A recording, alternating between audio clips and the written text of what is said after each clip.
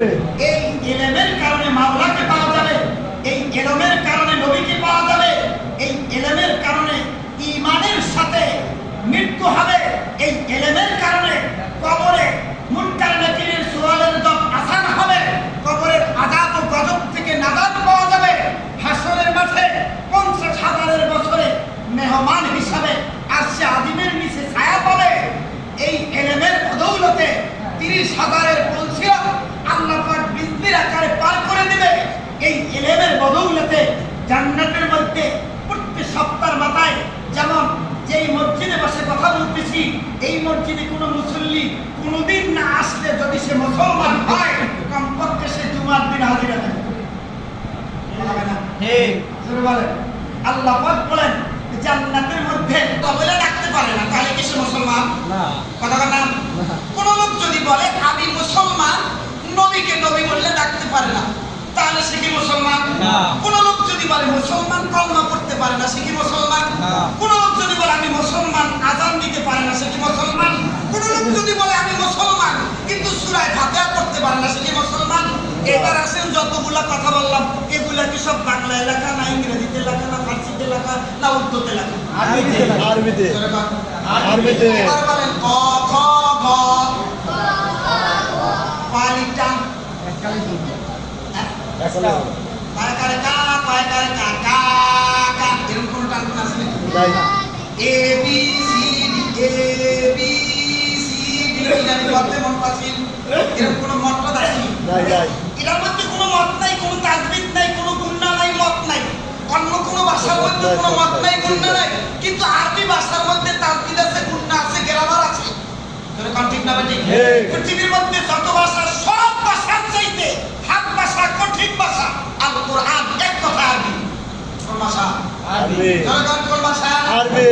যেহেতু আরবি ভাষার মধ্যে তাজবিদ আছে, অন্য কোন ভাষার মধ্যে পারলে চ্যালেঞ্জ, পৃথিবীর মধ্যে যে কোনো ভাষা হোক না কেন, কোন ভাষার মধ্যে তাজবিদ নাই, নাই, মত গুণনা কিছু নাই, আছে নাই। শুধু একটা ভাষার মধ্যে, সেই ভাষাটার নাম কি? আরবি। আরবি। তাহলে বোঝা গেল যেই ভাষাটা সবচেয়ে বেশি কঠিন, ওই ভাষাটা কিন্তু আল্লাহ পাক হাসরের মাঠে সবার সামনে আল্লাহ পাক ফেরেশতারা যে ভাষাটা নিয়ে কথা বলবেন, মানুষ যে ভাষাটা নিয়ে কথা বলবেন, জিন জাতি যে ভাষাটা দিয়ে কথা বলবেন, ওই ভাষাটার নাম কি? আরবি। জোরে গান আরবি। এবার হাসরের মাঠ শেষ হওয়ার পরে আল্লাহ পাক মুমিন বান্দাদেরকে যখন জান্নাতে দিয়ে দিবেন, জান্নাতের মধ্যে বান্দার সাথে বান্দা, জিনের সাথে জিন, ফেরেশতার সাথে ফেরেশতা, ফেরেশতার সাথে বান্দা, জিনের সাথে বান্দা, বান্দার সাথে জিন, জিন বান্দা ফেরেশতা সব মিলে আল্লাহ রাব্বুল ইজ্জাতের সাথে যখন কথা বলবে, ওই ভাষাটার নাম কি? আরবি। সরে বলেন আরবি। আরো সরে বলেন আরবি। আল্লাহ বান্দার সাথে কথা বলবেন কোন ভাষা দিয়ে? আরবি। আরো জোরে কান আরবি। আল্লাহ পাক নবীর সাথে কোন ভাষা দিয়ে কথা বলছেন? আরবি। জোরে কান আরবি। কোন গেলে সাম জোরে বলেন কোন ভাষা? আরবি। আল্লাহ রাব্বুল ইজ্জাতের কাছে সবচাইতে মনোনীত ভাষা হইল আরবি। জোরে কান কি? আরবি। এই ভাষাটা আল্লাহ যেহেতু মুমিন বান্দাদের খেতাব দিয়ে অনেক জায়গায় বলছেন, ইয়া আইয়ুহান নাফসুল মুতমাইন্না ইরজিই ইলা রাব্বিকি রাদিয়াতাম মারদিয়া ফাদখুলি ফি ইবাদি আদখুলি জান্নাতি। জোরে বলি আলহামদুলিল্লাহ। ইয়া আইয়ুহান নাফসুল মুতমাইন্না ইরজিই ইলা রাব্বিকি রাদিয়াতাম মারদিয়া। জোরে বলি সুবহানাল্লাহ। নাফস মুতমাইন্না, আল্লাহু আকবার, আল্লাহু আকবার। কলব মুতমাইন্না, কলব মুতমাইন্না, কলবের দরজা যাদেরকে আল্লাহ কবুল করেছেন, এক কথায় কি? ইতমিনান কলব। কলবটা টলমটল করে না, আল্লাহর ব্যাপারে, আল্লাহর তাওহীদিয়াতের উপরে, আল্লাহর পাক কালামের উপরে কোনো দ্বিধা নাই, সন্দেহ নাই, সংশয় নাই, একই বিশ্বাসের মধ্যে কোনো দ্বিধা নাই, টলমটল করে না। এটার নাম মুতমাইন্না কলব। জোরে বলে আলহামদুলিল্লাহ। আলহামদুলিল্লাহ। সবাই বুঝেন না, আরে নামাজ না পড়লে কি হইব, কত মানুষ তো পড়ে না, আর কি হইতে আছে? এটা কি মুতমাইন্না কলবের কথা? না। জোরে কোন না। রোজা না রাখলে কি হয়, কত মানুষ তো রাখে না, রাখে না, কি আর হইব? তার মানে হইল আপনার এই রোজার ব্যাপারে, সাওমের ব্যাপারে, নামাজের ব্যাপারে মুতমাইন্না কলব হয় না, পরিপূর্ণ আল্লাহর উপরে ঈমান ও ইয়াকিন আসে নাই, টলমল করতেছে। তার মানে আল্লাহ বলছেন না রইলে কি হবে, তার মানে আল্লাহর উপরে আপনার এক তো ঈমান ও ইয়াকিন কামা হক হয় নাই, দ্বিতীয় নম্বর আল্লাহর হুকুমের উপর আপনার অত একটা মায়াও লাগে নাই, তিন নম্বরে না মানলে আর কি হইব আল্লাহর জালালিয়াতের উপরে, মুআখাযার উপরে আপনার সেরকম ভয় ভীতি এখন পর্যন্ত স্থাপিত হয় না। তার মানে হইল আপনার কলবটা মুতমাইন্না হয় না। আর যাদের এখানে আল ইসলামু গারদান নিহাদান বা তাআত, খুব বুঝবেন আপনি মুসলমান, মুসলমান কাকে বলে? আল ইসলামু গারদান নিহাদান বা তাআত, আপনি যখন ইসলাম গ্রহণ করেছেন কুল জানে মানে কথার মধ্যে বুঝবেন ওলামায়ে কেরাম, আপনি যখন ইসলাম গ্রহণ করেছেন, ইসলাম শব্দের অর্থ কি? গারদান নিহাদান বা তাআত, আল্লাহ পাকের যেই সময় যেই হুকুম আসবে, পাঁচ ওয়াক্ত নামাজের হুকুম কয় ওয়াক্তে আসে? কয় ওয়াক্তে? পাঁচ ওয়াক্তে। কয় ওয়াক্তে? দৈনিক 5 বার আসে হুকুম, কয়বার? 5 বার। না, এক ওয়াক্তে? কয় ওয়াক্তে? তার মানে যেই সময় যেই ওয়াক্তে যেই হুকুম আসবে, যেই গরম হোক, শীত হোক, ঠান্ডা হোক, বৃষ্টি হোক, বন্যা হোক, যেই সময় যেই হুকুম আসবে, রোজা যদি চৈত্র মাসে আসে, পাবলিক নয়, রোজার অবস্থা এবার 12টা, রোজার অবস্থা 12টা। তার মানে কি ওর কাছে রোজার এবার কি লাগে না, পছন্দ লাগে না, চৈত্র মাস আল্লাহ রোজা দেবে, এই কথাটার মধ্যে তার ঈমান নাই। কথা বুঝছেননি?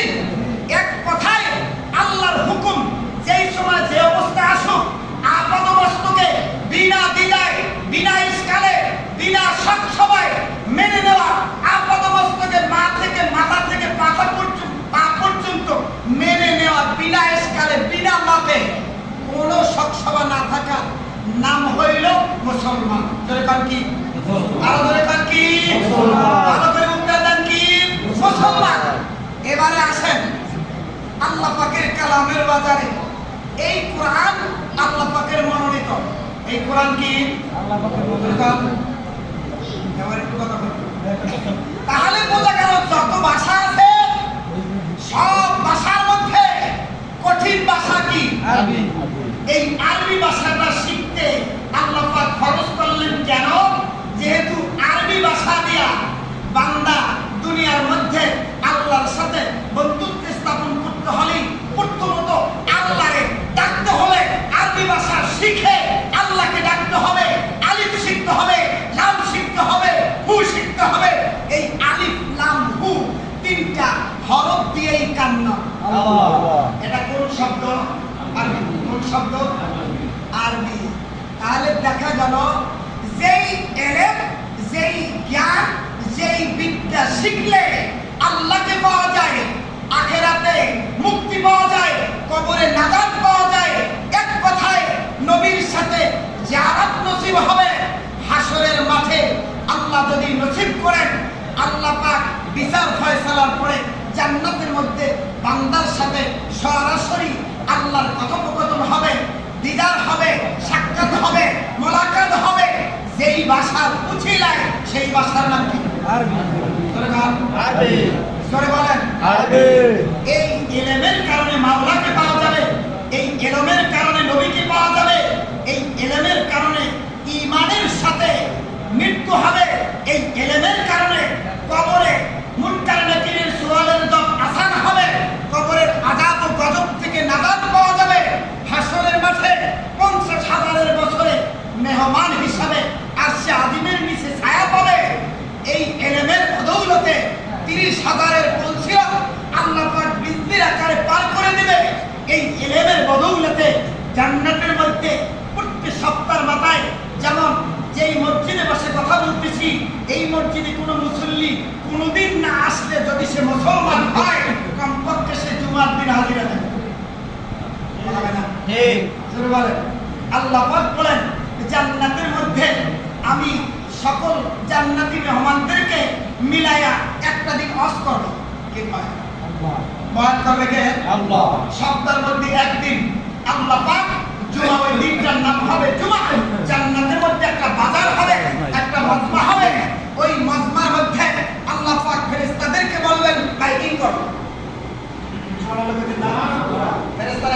পাইলেন না এই মজমার জন্য মাইকিং হয়েছে নাকি আজকে কোনো একটা অনুষ্ঠানের জন্য মাইকিং হয় না মাহফিলের জন্য মাইকিং হয় না আল্লাহ পাক বলবেন ফেরেশতারা জান্নাতের মধ্যে মাইকিং করো সুবহানাল্লাহ